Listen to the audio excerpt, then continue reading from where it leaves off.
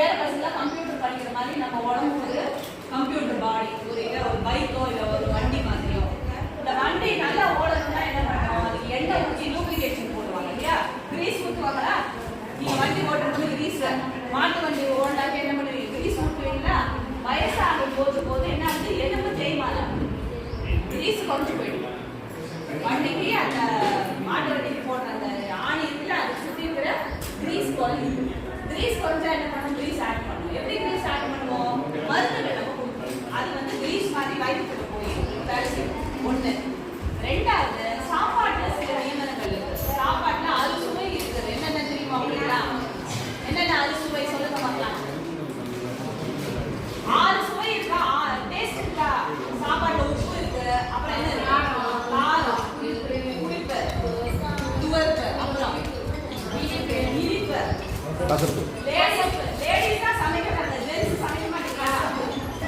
Gents சமையல் கிடையாது, அதுதான் புரியுது. லேடிஸ் தான் சமைக்கிறாங்க. கொஞ்சம் வீட்டு சமையல் பண்ணிக்கினா ஹெல்ப் பண்ணினா தெரியும்.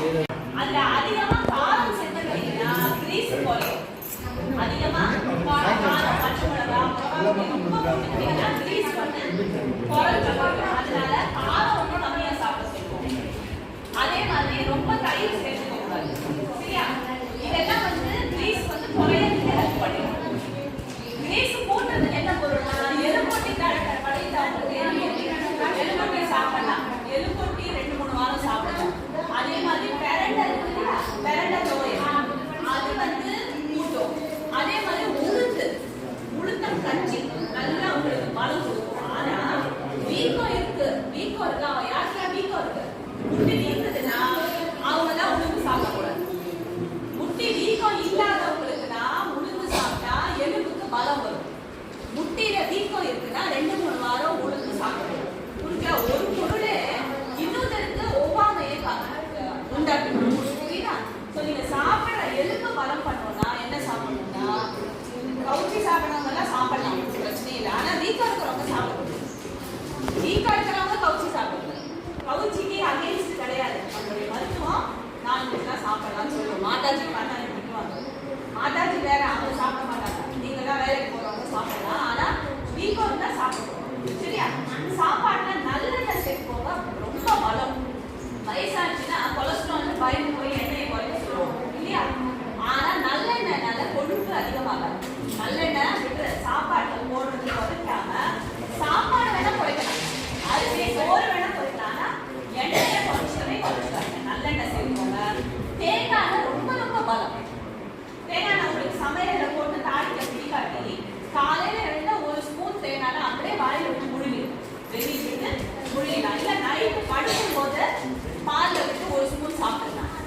தேங்காய் எண்ணெயும் நல்லெண்ணெயும் தான் ரொம்ப பலம் நமக்கு. புரியுதா? நமக்கு என்ன சொல்லுவாங்கன்னா, படைச்சிருக்காங்கல்ல அந்த உலகத்துல நமக்கு உகந்த பொருட்கள் நம்மளை சுத்தியா வளரும்னு சொல்லுவாங்க.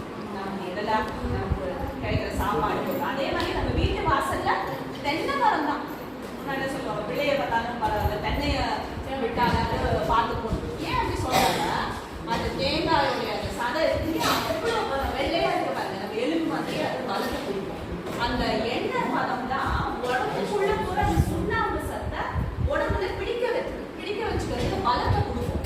சுண்ணாம்பு சாப்பிட்டா உடம்புல ஒட்டாது. சுண்ணாம்பு நீங்க எத்தனை பார்த்து சுண்ணாம்பு சாப்பிட்றீங்க, அந்த சுண்ணாம்பு உடம்புல அப்சார்ப் ஆகுதுன்னா எண்ணெய் பசை ரொம்ப ரொம்ப முக்கியம். சரியா? காலையில இருக்க 1 ஸ்பூன் தேங்காய் எண்ணெய், இல்லை நைட்டு படுக்கும் போது தேங்காய் எண்ணெய், சாப்பாட்டுல தேங்காய் எண்ணெய், இதெல்லாம் ஒரு அளவோட சாப்பிடுங்க. நம்பர் 1. அதே மாதிரி வெளியில வாரம் நீங்க நல்ல நீளம் தேங்காய் எண்ணெயும் கற்பூரம் போட்டு கொஞ்சம் காய்ச்சி நீங்களே தேய்ச்சி குடிக்கலாம். ரொம்ப கொஞ்சமா நம்ம மருந்து கொண்டு வந்துருக்கோம். எவ்வளவு பேர் வரீங்கன்னு தெரியல. அடுத்த வாட்டி நிறைய பேர் வருவாங்க. அதனால அட்ஜஸ்ட் பண்ணி வாங்கிக்கோங்க.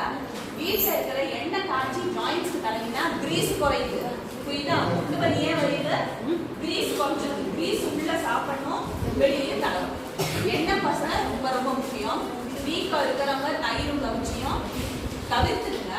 சாப்பாட்டுல பெரண்டை, எலும்பொட்டி, பால், நெய், எண்ணெய் இதெல்லாம் சேர்த்து இதெல்லாம் பேசிக்ஸ். இதை தவிர இப்போ அவங்க எல்லாரையும் பார்த்துட்டாங்க. ஃபர்ஸ்ட் போன் டென்சிட்டி டெஸ்ட் எடுப்பாங்க. போன்ல வீக்கமா இருக்கா இல்லை பலம் இல்லையான்னு சொல்லிடுவாங்க. அப்புறம் 2-3 டாக்டர் வந்திருக்கோம். நாங்கள் பார்த்தவங்களுக்கு பிரிஸ்கிரிப்ஷன் எடுத்துக்கிறோம்.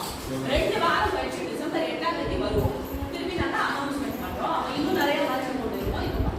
சரியா எல்லாரும்?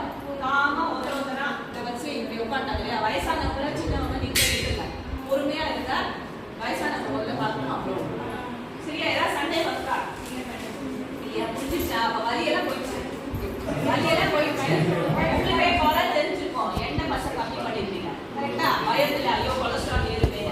எண்ணெய் பசை கூட்டிக்கிறீங்கன்னா அது வந்து கொலஸ்ட்ரால் ஏறாம இருக்க கொஞ்சம் இஞ்சி, பூண்டு, வெங்காயம் எல்லாத்தையும் பட்டை, கிராம்பு இதெல்லாம் சேர்த்துக்கலாம்.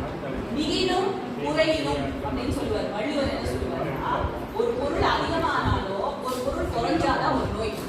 ஓகே, உங்களுக்கு என்ன குறைஞ்சிருக்கு? கிரீஸ் குறைஞ்சிருக்கு. நம்ம எதை அதிகப்படுத்தணும்? கிரீஸை ஏற்றணும். கிரீஸை ஏற்றும் பொழுது அதை ஜீரணமாகிறதுக்கு மசாலா பொருட்கள் பட்டை, கிராம்பு, வெங்காயம், பூண்டெல்லாம் சேர்க்கும்போது அந்த எண்ணெயெல்லாம் ஜீரணம். அவ்வளோதான், ஒன்றுமே இல்லை. எல்லாம் செய்யப்பட்டோம். ஒருத்தவங்க வாங்க, சைலண்டாக இருக்கணும். சைலண்டாக இருக்கணும்னா கடவுளன்னு பார்க்கணும். சரியா?